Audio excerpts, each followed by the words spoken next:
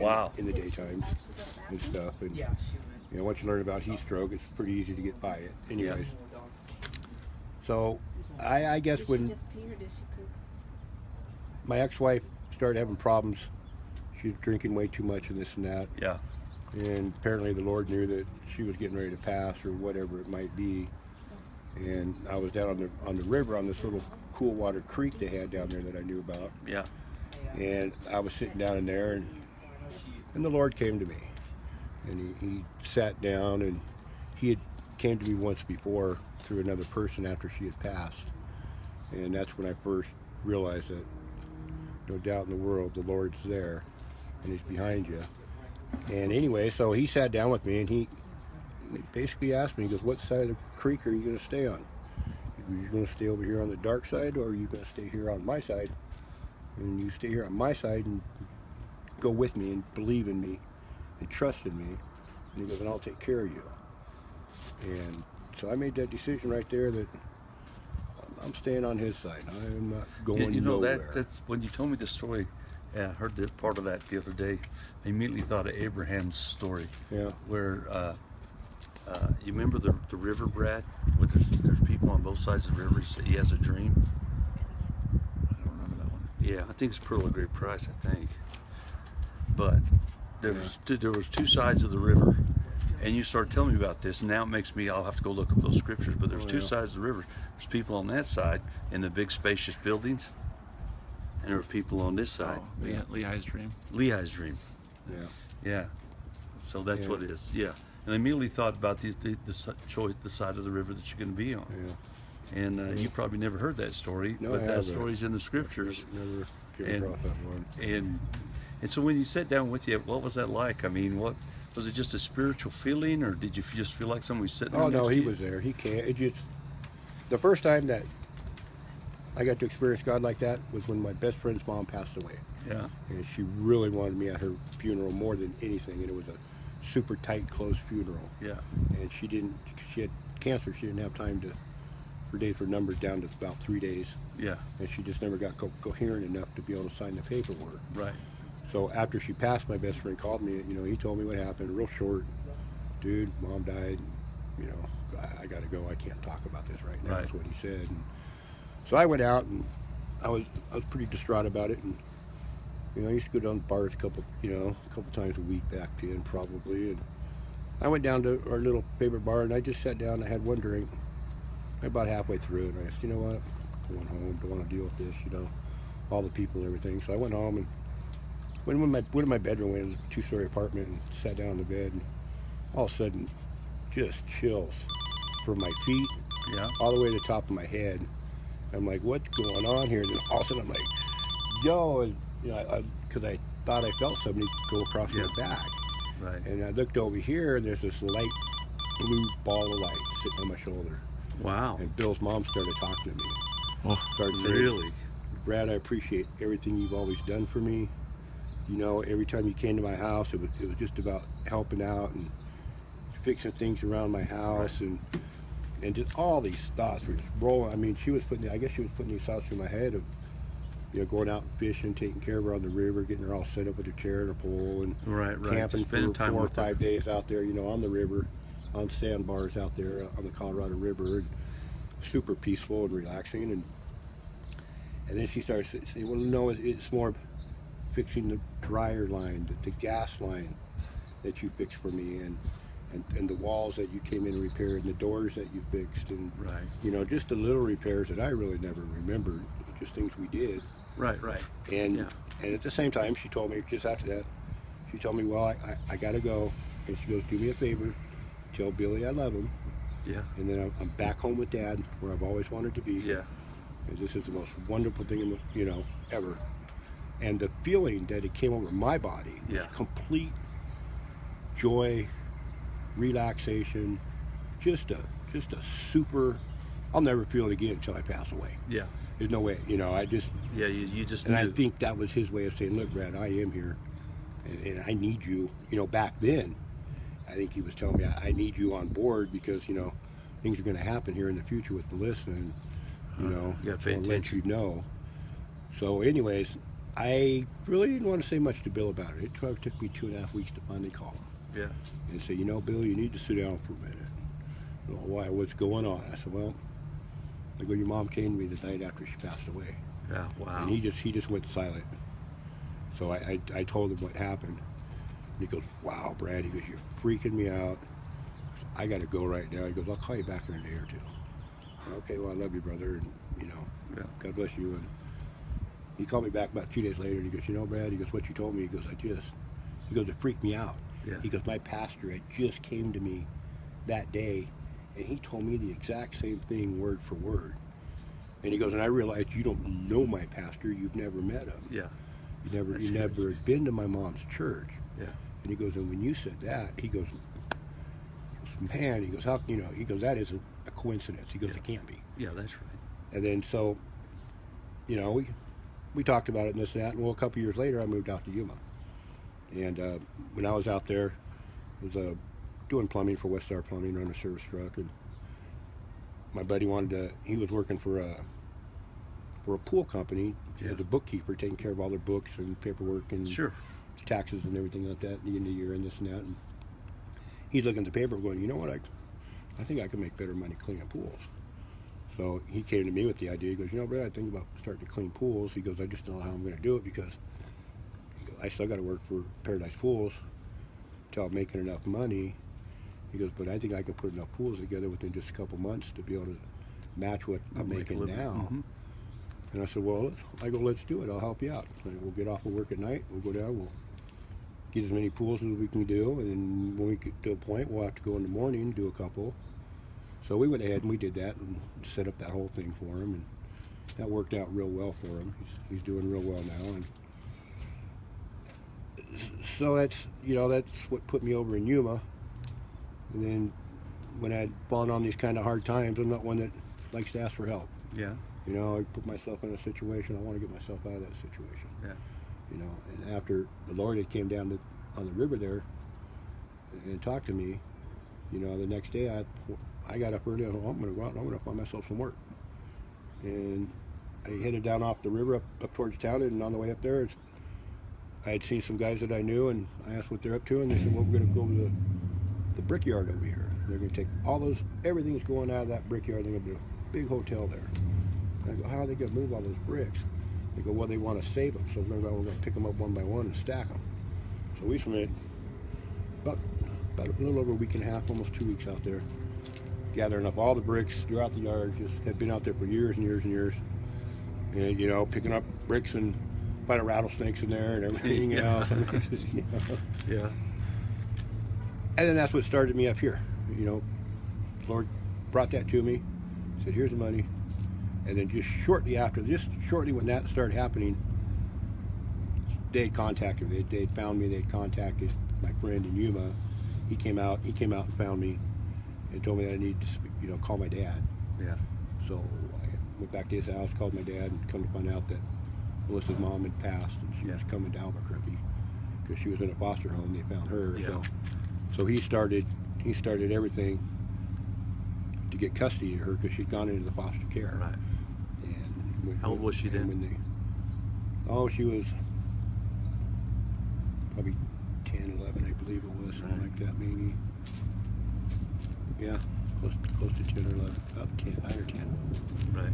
And so I went in, as soon as I heard about that, boom, I was pretty much ready to come up here.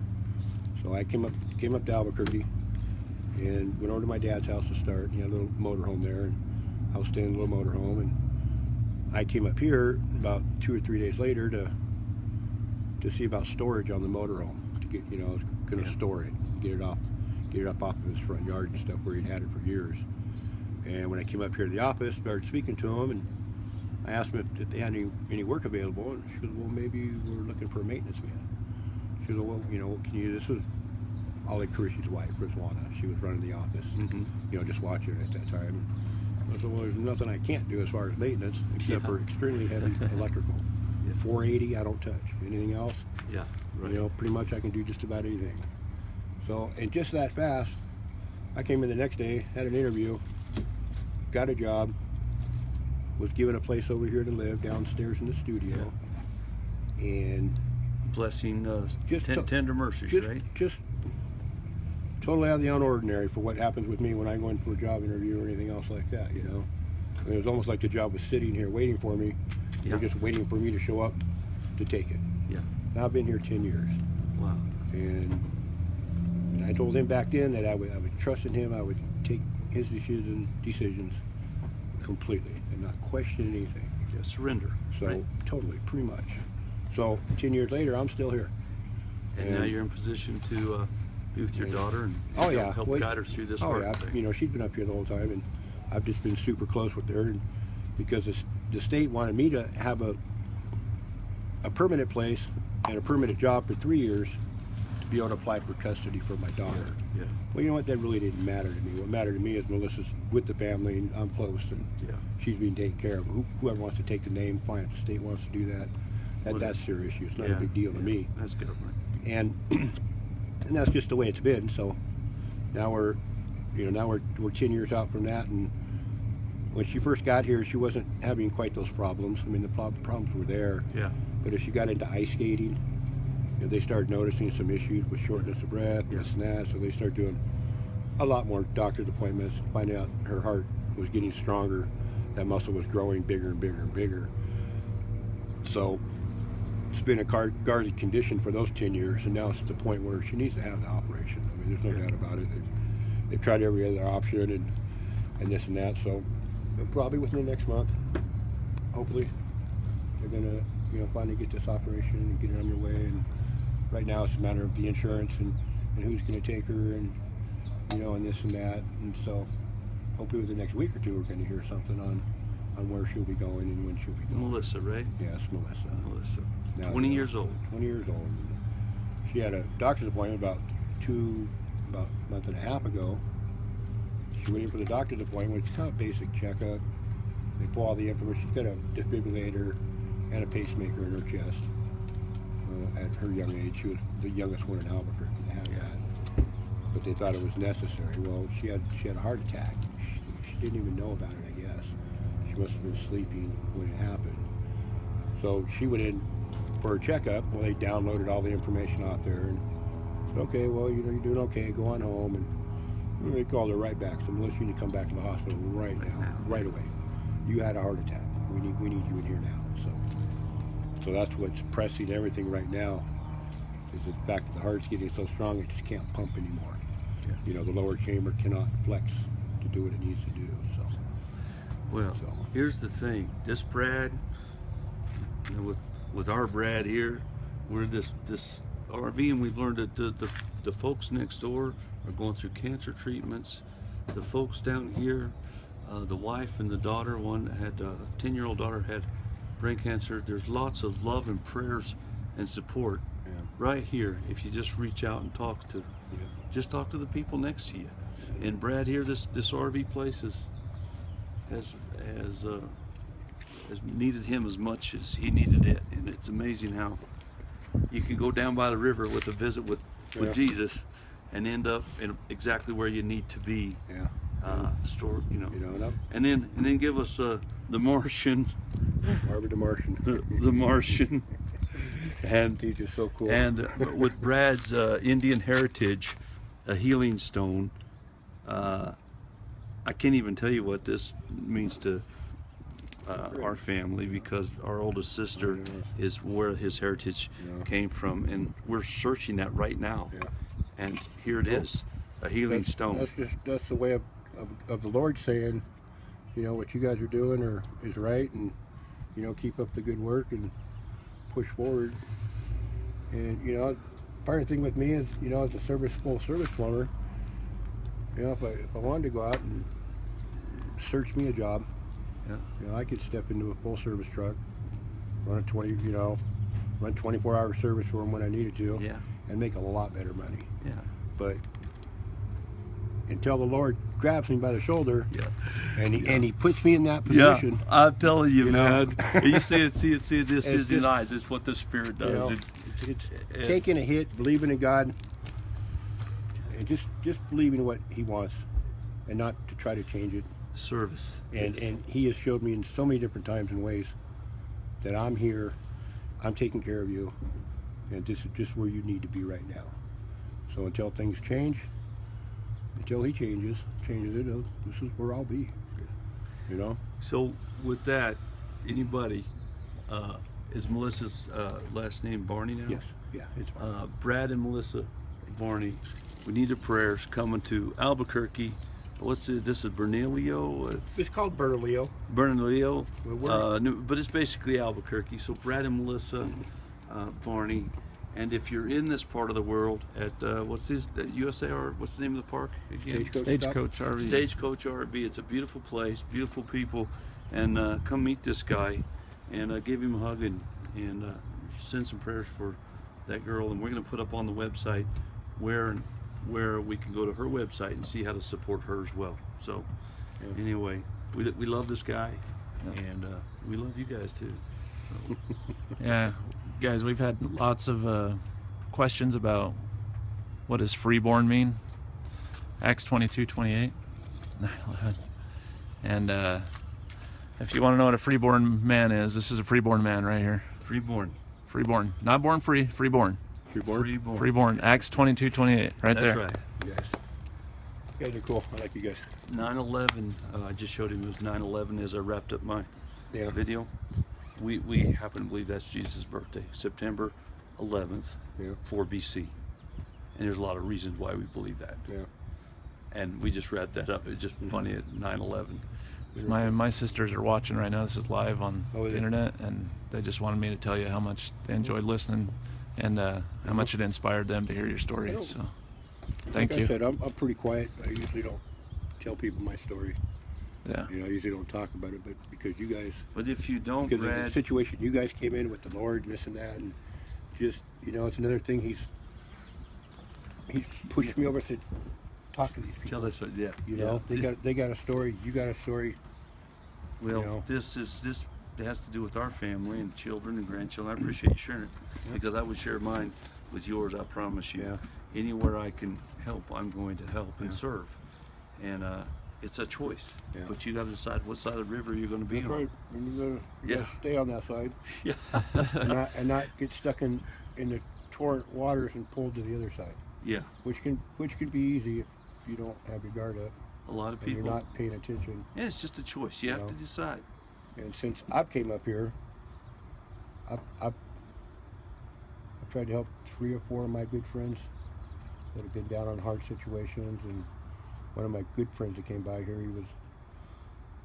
I heard he was down in San Diego, homeless on the street. You know, and so I got in contact with him, and you know, you need to get off the street, brother. He said, well, you know, oh my God, I can't do that. No, I got you a bus ticket. You need to come up here for a while. Yeah. Well, he came up here, and I tried to help him.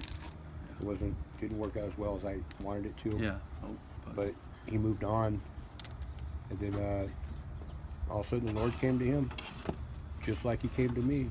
wow. And now Philip is up in Washington as a painter. Started a company through a church he was with. The church was supporting him and this and that, and they gave him a couple of jobs. Well, he's turned it into a full-blown business now, out there painting houses for really good money. Yeah. You know, and then unfortunately, just after he got back on his feet, he had a bad stroke, and he's gotten over that. He's gotten better. He's lost a little bit of feeling, you know, movements of his hand and stuff. But Well, you know what? and he's so on board with the Lord. You know, it's so good to see a friend that I thought might die down there on the streets, if that's where he went back to, you know. Yeah. And the Lord just picked him up and, you know, And carried him through. carried him through and Yeah. put him up on top. So Well, you realize that a lot of people are separated, but we all have issues, Yeah. and there's a spectrum. There's nobody that's not getting hit. It's a battlefield Earth, I like to call it, and we're in these foxholes fighting our way across with each other.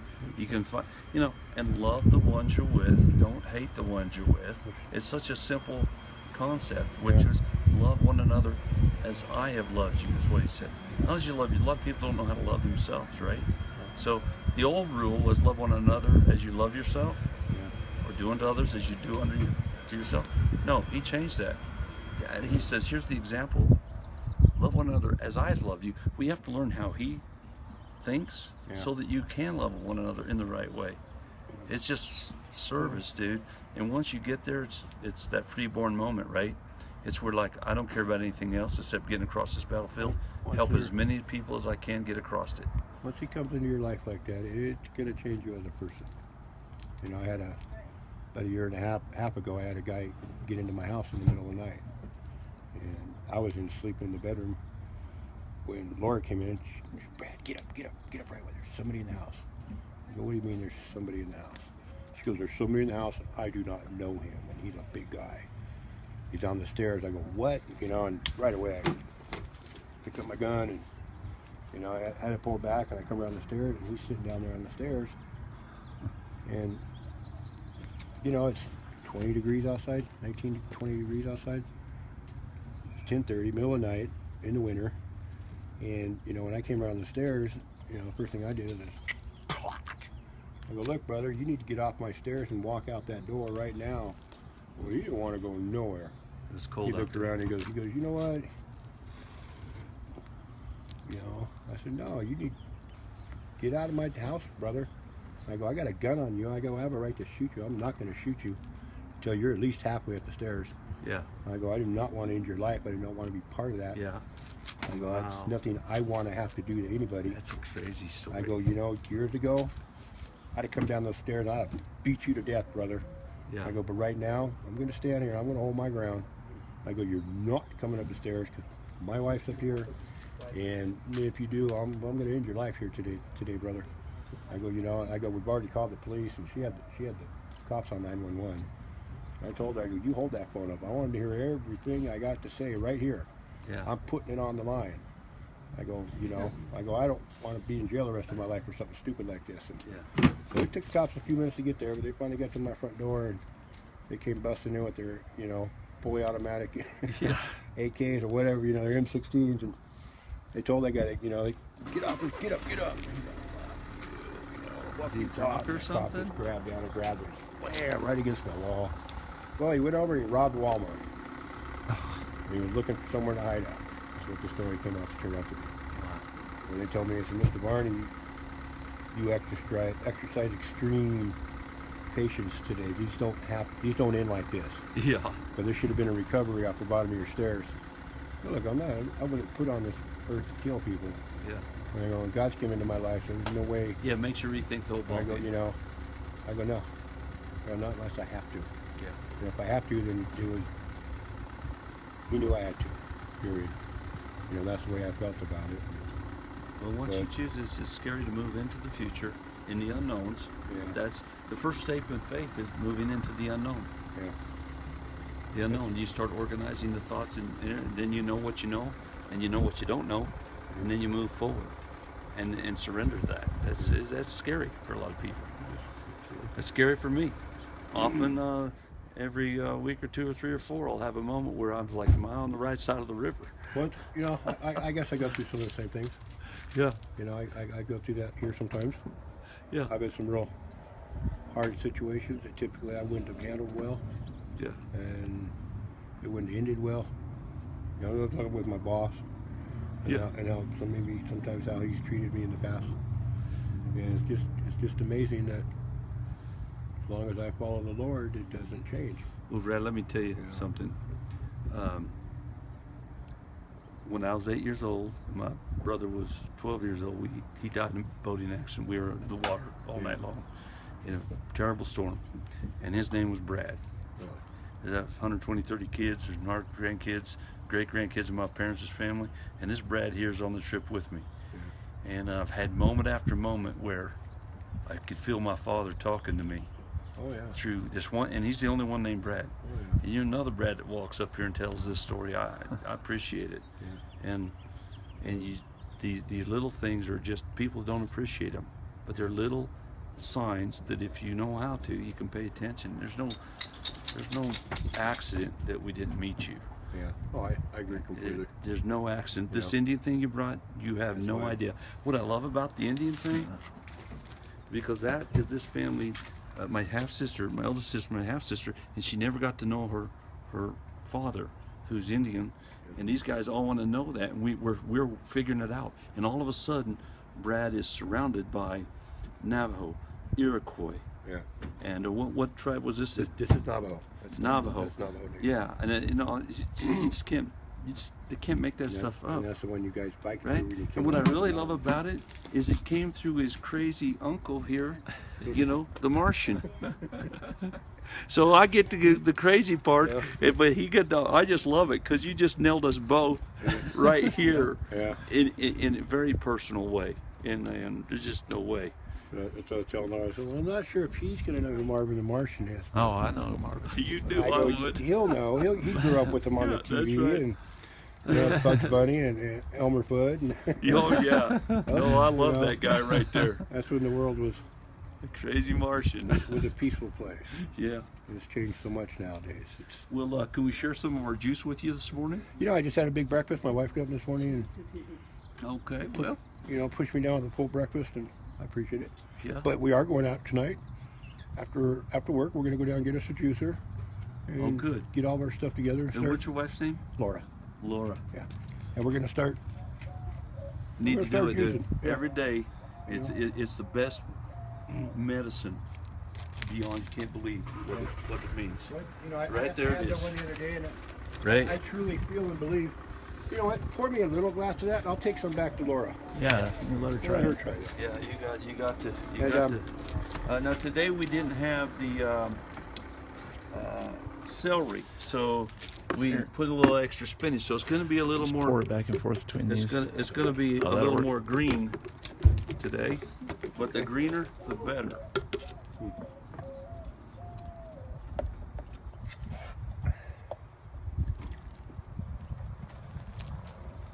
You got to make sure you sign our bus here before you Oh leave. yeah, you got to send her bus too.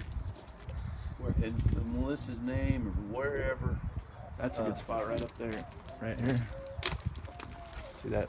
Right underneath the black here. It's in here.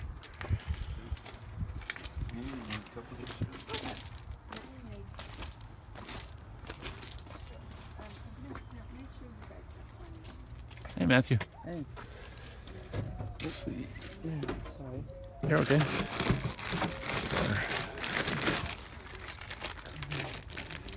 Oh, watch your headphones there.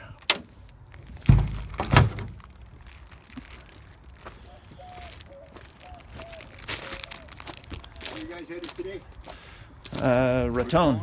Oh. Hey, what's on, Nate? All right, there it is. What's that? Okay. They're in this morning already? All right. I'll stop by in a minute. All right, bye.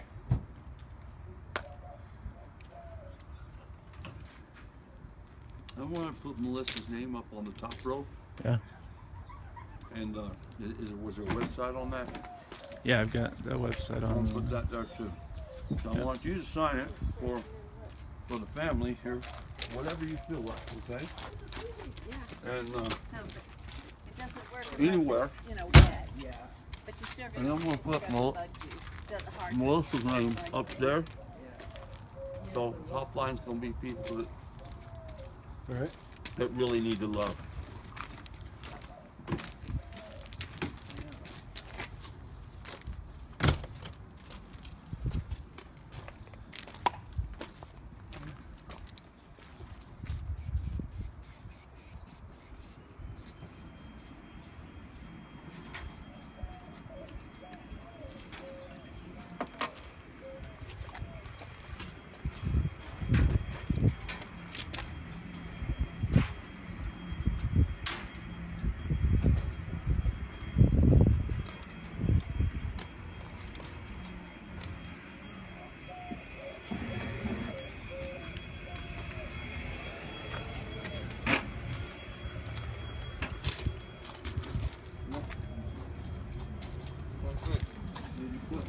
God loves everybody. Brad and Melissa. Right, Melissa? Okay. Now put the date in place, okay?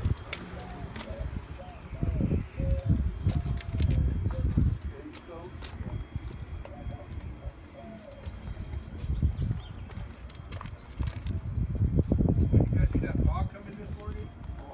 He did. Crazy.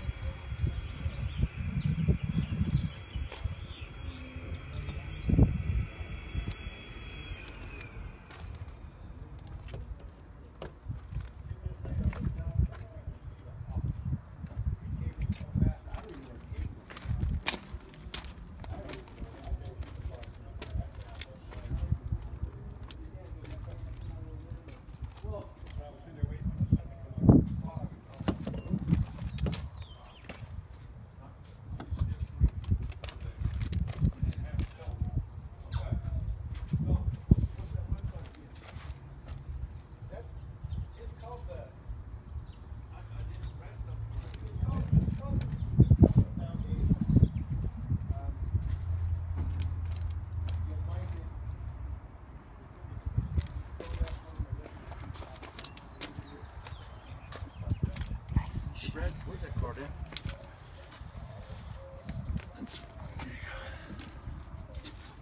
Basically what they are, they're the Children's Organ Donor Association.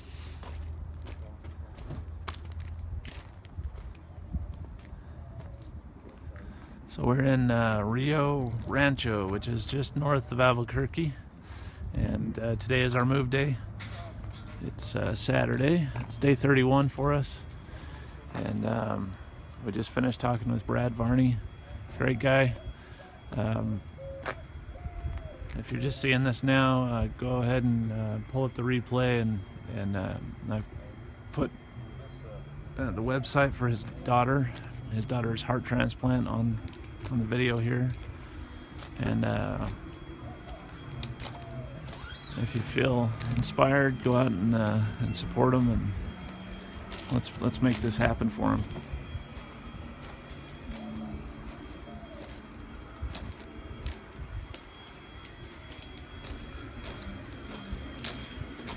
So here's what Brad put on the RV for us today.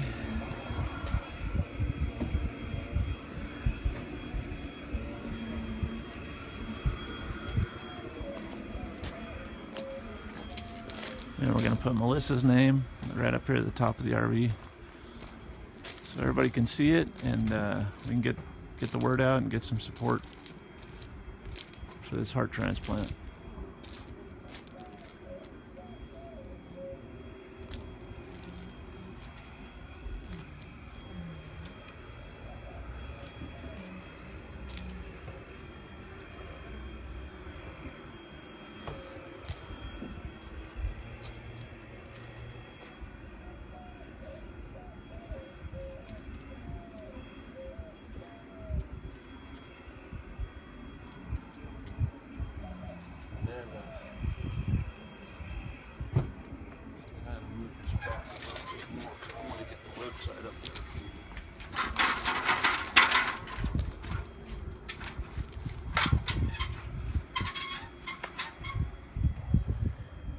There's Kai enjoying the sunshine.